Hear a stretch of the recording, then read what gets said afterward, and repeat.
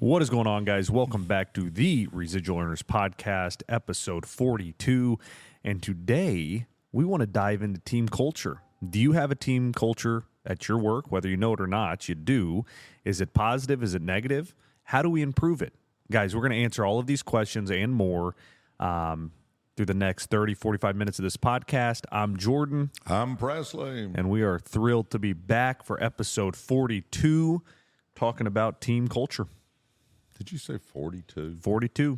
Moving along. Do you know that's only 10 away from 52? I know. It's crazy, guys. Coming up on the year mark, and just how far this podcast has come in a year, and, it's just getting going. Real quick, and I know everybody's not interested, but me being granddad, I am interested. We hadn't talked about hockey in a little while. Give them a little update on Grayson's hockey career at 7 years old. No, he's doing well. He's playing in a AAA league and traveling all over the country and becoming a better person, learning a bunch of life lessons, learning some tough lessons. But, no, it's been going good. It's a lot of fun to watch him grow. How is the difference between hockey here in Texas and hockey in Calgary? He would still next year be playing third ice here. Very low. I don't want to say low quality, but it's just different. He's playing full ice up there. It's the highest level you can play in hockey. AAA hockey is the highest. So playing against the best competition from all over Canada, and they're on the ice 4, 5, 6 times a week, and it's an all-out push. Completely different practices here. All practices are drill-based. There, you have a full sheet of ice, and you run actual team practices like college, like pro levels, like the NHL run. So it's awesome. So let me see if I got this right. So here you're playing sideways, basically, on the ice, and you got 3 games going at one time. Correct. There, he's playing on the same size ice that the Calgary Flames or the Dallas Stars are playing on. I mean, they're playing a full game. Correct. And playing all of the same rules, the NHL. I'm sure there's, obviously there's no fighting. There's a few small things like that are different. Obviously, at their age, there's no checking, but, offsides, icing, all the same penalties. If you mess up, you're going to the box. The refs are on it, and, they're it's fun to watch. Does he feel kind of big time doing it that way? It looks like he feels big time. He loves to. He watches the pros and does exactly what they do. I love it. Well, all right, guys. That way you got a 2-minute update on Grayson's hockey career. We may be doing this another 10 years from now, talking about, him fixing to play in the NHL or something. I mean, there's no telling. We'll see. The kid's got talent to do whatever he wants, but, from just you being an athlete, Nick and I being athletes, it's one of those things that the kid's got the talent to go as far as he wants, but it's up to him, and he's got to want it, and he's got to work hard, and if he wants to go get it, I think he can get it. If he doesn't want to, then he doesn't. And it's his journey to kind of write the chapters. All right. I'm gonna give you an unexpected curveball here. Okay. You got to play for who I think was one of the best college coaches ever, in Pat Murphy. Talk real quick about, you're talking about culture. Talk about the culture of that team, because that team had a very unique culture. Definitely. No, Murph, Coach Murph is now the manager of the Milwaukee Brewers, took them to the playoffs this year, and he had a very unique style of getting everybody on the same page, pulling the rope the same way, through team building activities early in the year. We went to Camp Tonazona and hung out for a weekend with the team as well. And he very much got everybody on the same page, doing the same stuff to, achieve success. He very much broke it down into, each player, their position, and that person knew exactly what they had to do to overall help the team and the success of the team. And, we never had any issues. We had some goofy things come up that the guys got into fights with one another over. But, overall, there were never any major issues. Guys did what they were supposed to on the field, off the field. I don't think we ever, in my whole time at ASU, I don't think we ever had an off the field issue. So it all starts with the leader, trickles down from there, but everybody has to know their part in that organization, whatever organization you're with, has to know their part and what they are supposed to do to help the overall team succeed. Yeah, I just know I love the culture that Coach Murphy had. Obviously, me being an old coach, I really enjoyed watching how he ran team meetings and practices and all that stuff. And, guys, I'm telling you right now that the difference between a good team and a great team, I believe, is culture. The difference between a good business and a great business, I believe, is the culture that team develops. I'm just telling you, I am big on culture. I've read the book. A good book, if you're wanting a good book on this, is Culture Code by Daniel Coyle. I love culture. Now, being a coach, I always had a culture on my team, and I always worked on the culture of the team. And Jordan and I have had multiple businesses now, and culture on those teams and on those companies are key with us. So I'm a big believer in culture, Jordo, and I think you are as well. Well, like I said in the intro, you have a culture whether you know it or not, and it's either positive or negative. And again, like I said with Coach Murph, it all starts with the leader and what the leader is putting in and the expectations that are set and, the knowledge transfer to each person in the organization to, set that expectation of what you want your culture to be. Absolutely. Well, all right, kick us off. 3. By the way, if you hear me call him 3, he was number 3 from the time he was playing for the Y all the way through Arizona State. So he's been number 3 his career in baseball. So sometimes I just go number 3. Hey, 3. If I don't call him 3, I usually call him Jordo. So that's where all that came from, by the way. By the way, he became Jordo because he was on a team with 2 other guys named Jordan. So we had to figure out who was who. So he became Jordo. That way everybody could distinguish who everybody was talking about. Definitely. I don't know if anybody was interested in any of that stuff or not, but there you go. Guys, when starting culture at, your workplace with your team, whether you own a business or just you have people reporting to you or, work for somebody else, whatever it may be, I think the first important step in creating culture is writing it out and defining what you want that culture to be.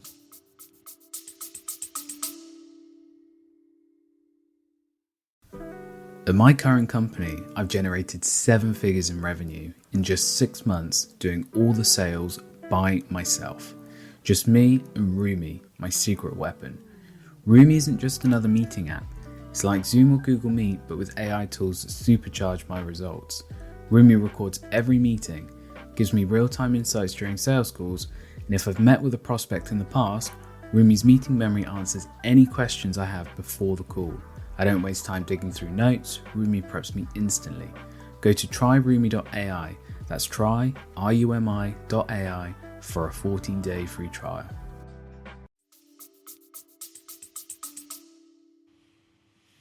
No, I tend to agree. And Jordan said it earlier. You're either going to have culture by design, what he's talking about now, or by default. It's just going to happen.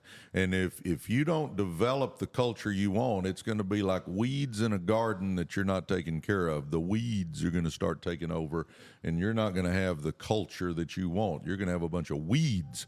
And I think it is key to have culture. And I jotted down, a few things that I think are important as far as team culture goes. And if you want to, we can go over some of those. Definitely, yeah.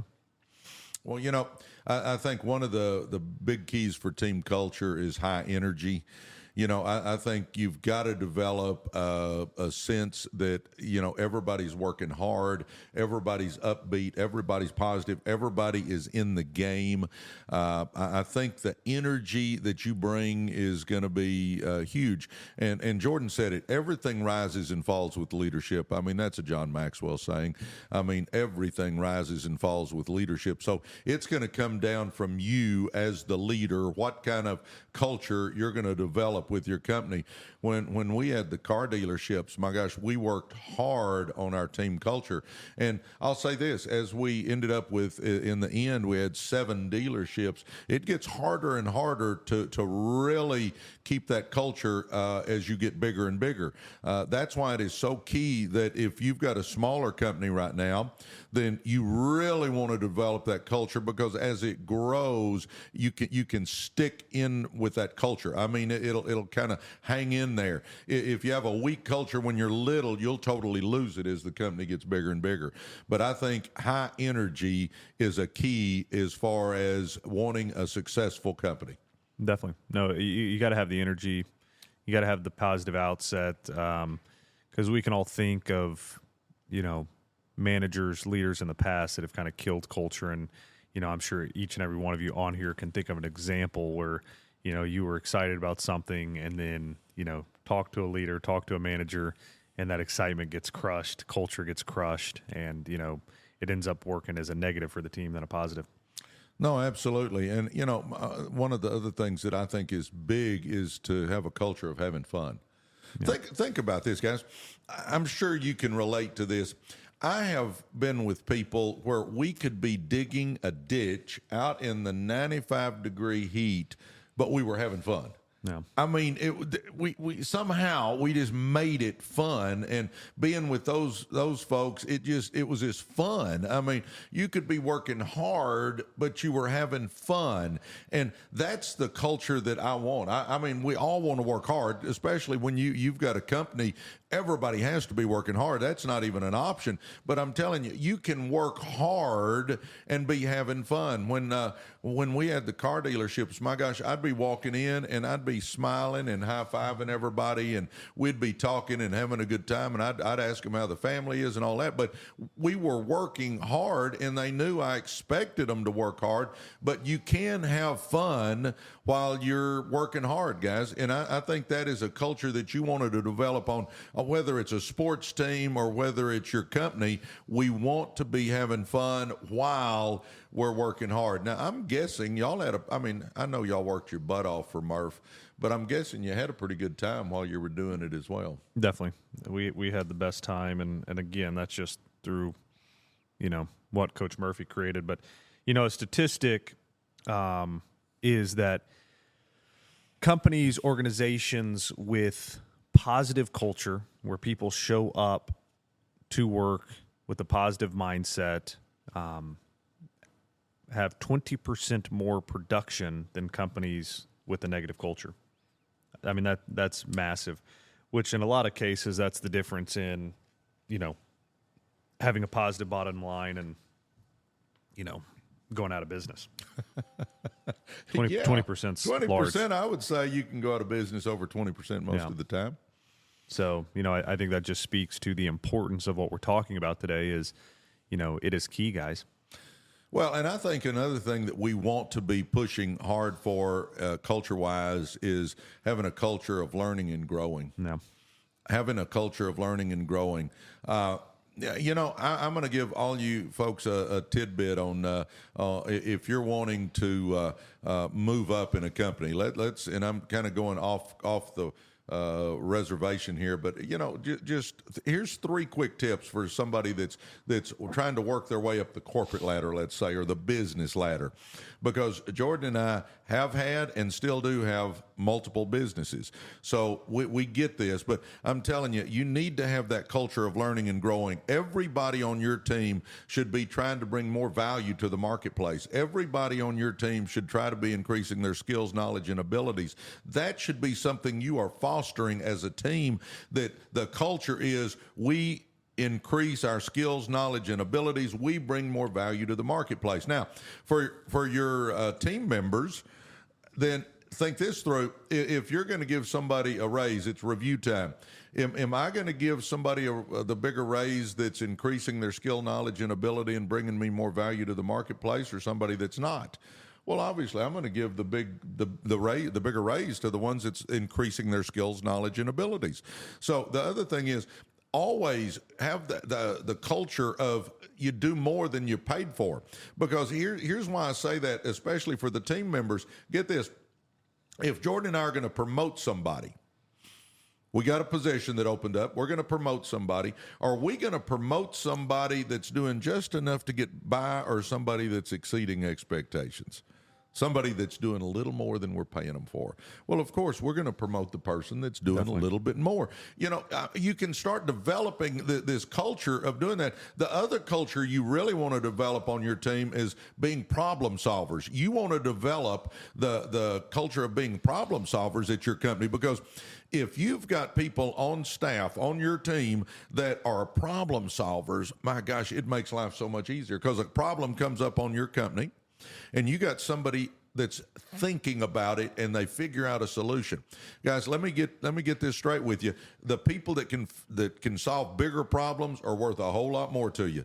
So just some little things that just came to the top of my head there is, you want to bring more value to the marketplace. We want to have that culture. We want to increase our skills, knowledge, and abilities. We want to have the culture of doing more than we're getting paid for. We're going to exceed expectations, and we want to have the culture of being problem solvers. If we will bring that attitude to our team, and they pick up on that attitude, and they've got that, I'm telling you, it makes your life so much easier as the leader, the boss, the owner, whatever you happen to be. If you've got people that have a culture of doing that stuff, I'm telling you, it is amazing. But learning and growing is a big deal, and we really want to be teaching that. Jordan and I, we even talked about, when we had the car dealership, of paying people to go back and get a different degree or something. Anything that we felt like could improve them, which would help us, we were all in on the learning and growing. Definitely. Some other ways to, build a good team culture is letting everybody's voice be heard. You can't let everybody run the company 100%, but you can let people's voice be heard, let their thoughts be heard. You probably won't use 80% of the stuff that's told to you, but that other 20% can be a game changer, because you have troops in the field. You have people that are on they're on the floor with customers. They're hearing everything. They know exactly how things are running, and there's quite a bit of degrees of separations in a lot of company between a CEO, owner, COO, and the actual, whoever at the car dealership was cleaning cars, or working with customers directly. And so being able to hear those thoughts, those opinions, take the constructive criticism and make plans to address those needs. It takes somebody, and once they feel empowered and they feel like they actually do care about me, that production goes north quickly. Absolutely. We always have had, and as long as I'm going to be around, and I think Jordan too, we've had an open door policy. If you've got something you want to talk to us about, come on in. Come on in. And like Jordan said, I'm not going to guarantee you I'm going to do what you're recommending, but I'm certainly going to listen to you because I want to know, because you're in the trenches. You know what's going on. So we wanted that open door. We wanted to hear the thoughts of the employees. I mean, that was something that we wanted to develop as one of our team cultures, is to let people know that their voice is heard.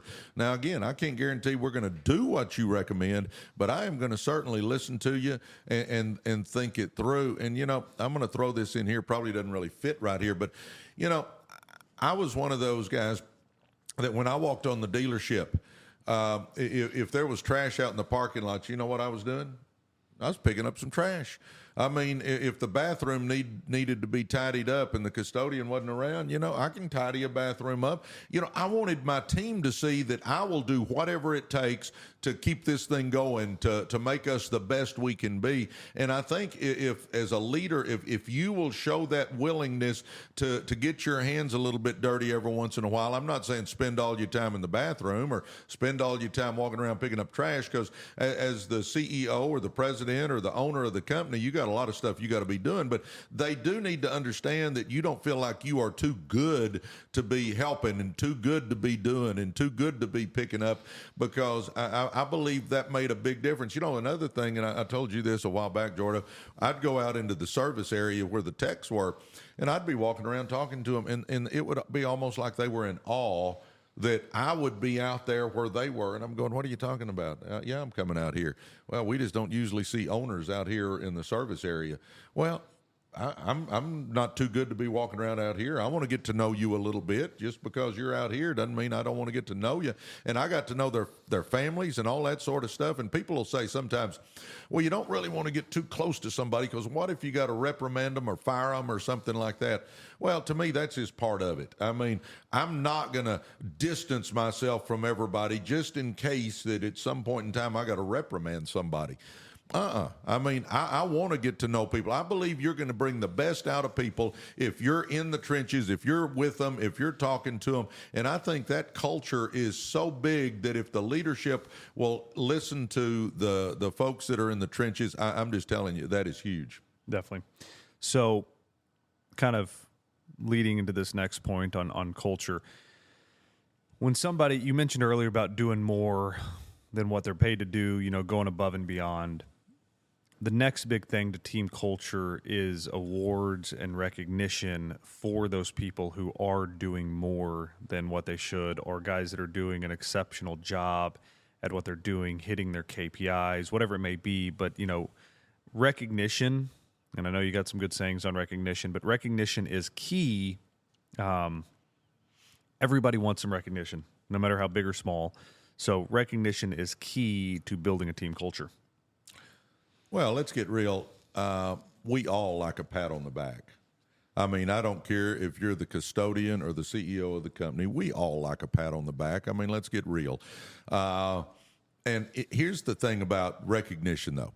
You need to be recognizing the things that you want your team doing. So if you're wanting your team to be let's say you're wanting them to be problem solvers. Well, by golly, if somebody solves a problem, my gosh, when you're with a group, point out and give them a high five that, hey, you know, Sally, she helped us solve this problem. Way to go, Sally. That's awesome. You know, my buddy Randy Hedge says that babies cry for it and grown men die for it. We all love recognition.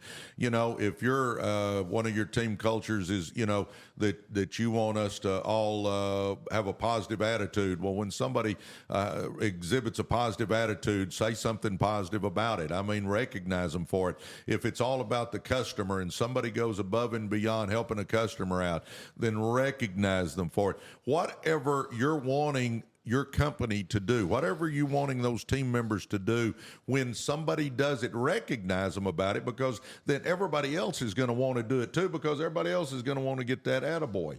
I just think that's a big deal, is like Jordan said, recognizing the cultures that you want to develop within your company.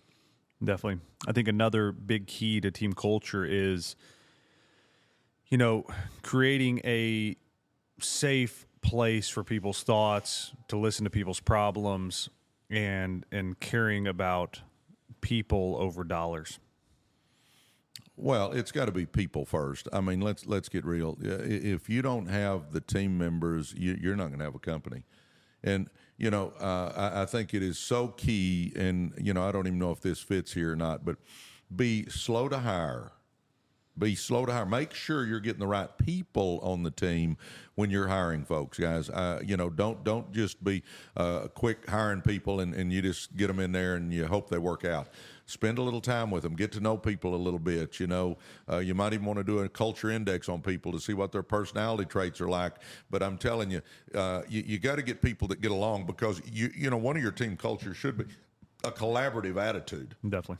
We've got to collaborate because we're going to be working together. Even if you're in different departments, there's going to be where those sets overlap a little bit, and you're going to have to get along, and you're going to have to talk through some stuff. And you want to have that attitude of we're going to collaborate with each other, and that culture of having that is so key of people getting along. And understand, when you have a big company or even a small to mid-sized company, you're going to have some disagreements. But here's the deal. You got to have the attitude that we're going to agree to disagree. We're going to disagree agreeably. And I think that is something that we've got to come across with. We're not going to have any of this. And, I mean, that was one of the big things with the car dealerships with Jordan and I is that, okay, you can disagree, but we're going to get along. There's no options on getting along. I mean, it's just that is non-negotiable with us. We're going to all be one big happy family. And again, when you got something going on like a business, you're going to have some disagreements occasionally, but we're going to get along while we're disagreeing. We'll talk it out, and then we'll figure out a solution that's going to work out best for the company. So this next question, which we have about 7 more minutes here. This will be a little bit of a curveball, but thinking about it from the flip perspective, if you were working at a company for someone with a bad culture, what do you do? So I'm working for a company that has bad culture? Correct. Oh. How do you, is there a way to change it? Or is it something that you got to make a commitment to either say I'm going to deal with it or I've had enough and going to go find a company with a positive workplace experience? Well, if let's say you're a manager of a department, I can have a different culture in my department than I do with the whole company. Yeah. I mean, my department can have a good culture, even though the culture of the entire company is not good, because I'm the leader of that and I can start developing the culture I want in my department. But I'm going to say overall, if a company's got a sucky culture, I'm probably looking for another job. Yeah. I mean, I just probably am. I may be where it all depends on where you are in the food chain too, because if I'm up higher, I got a little more influence on what's going on. If I'm down here somewhere, it's going to be hard for me to influence the culture of the whole company. And if I walk in and nobody has any fun, nobody gets along, the culture is not of performing, the culture is not of having high energy, the culture, and I just walk in and I feel terrible every time I walk in the doors, and I dread going to work because, like I said a while ago, you can have fun digging a ditch if it's with the right culture and the right people and everybody's kind of pulling the right way. I mean, I've done some tough jobs and had a good time and actually enjoyed going.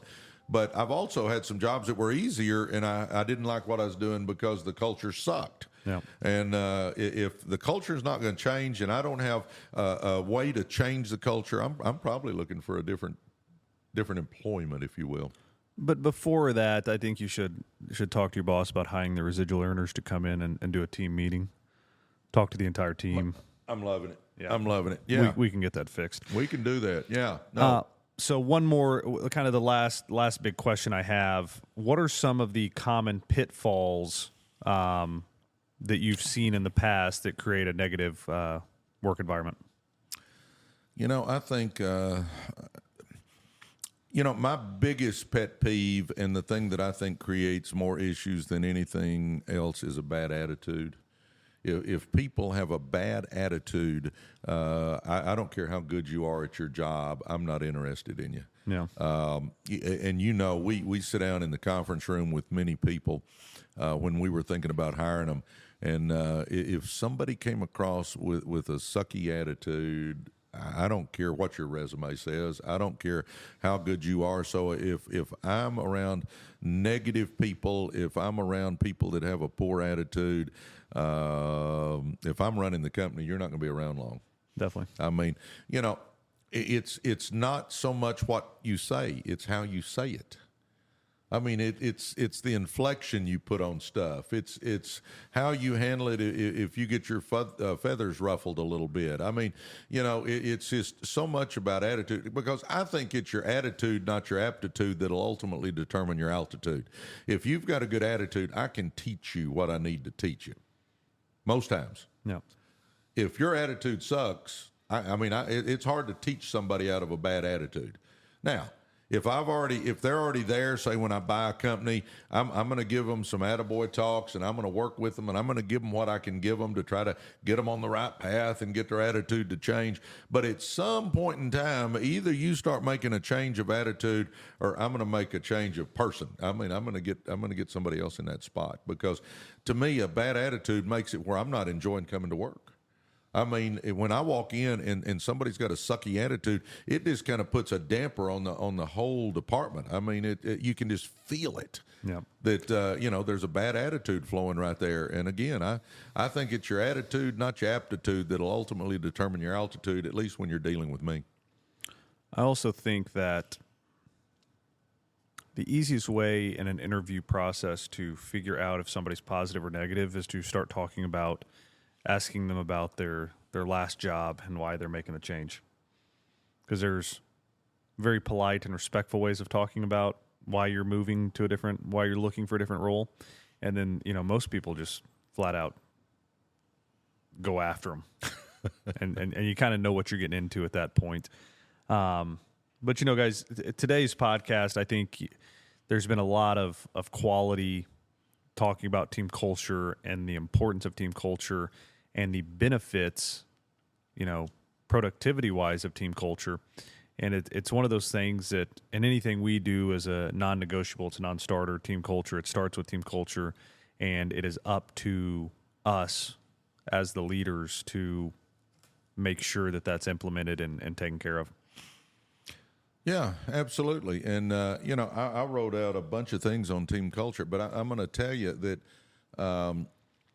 when you're trying to develop that culture, write down, you want to have a culture of high energy. You want to have a culture of productivity. You want to have a culture of people having fun. You want to have a culture of being transparent. You want to have a culture of people getting along and being a team player. You want to have a culture of, make a list of the things you want your team to exhibit or your company to exhibit. I can just think of HubSpot, Google, IBM when Tom Watson was there, Apple somewhat. Just companies that you hear people bragging about their culture. And, your company can have an amazing culture too. But I'll say this, I really believe that you can have a good company with okay culture, but you won't have a great company with okay culture. I think you've got to have that culture. And I'll say this, like Maxwell says, that everything rises and falls from leadership. It's going to start down. It's going to have that trickle-down effect from you. So understand, it is coming from the leader. And if you're the leader of the department, then that department is going to follow your lead. If you're the leader of the whole company, then that whole company is going to follow your lead. So you're going to be the tone setter, the culture setter. You're going to be the one that just gets it all permeating down through the entire organization. So be the leader, guys. I'm telling you, and set the culture. Because again, you'll either have culture by design or by default. You want to design your culture. Definitely. No. Well, guys, again, any thoughts, suggestions, leave down in the comments below. Make sure and hit that like button. Subscribe to us, guys. We want to keep this thing growing. It's rocking right now. So hit that subscribe. We thank everybody for jumping on episode 42 of the Residual Earners Podcast. And happy to do it. Having fun. That's it. Awesome. Love you. Thank you, guys.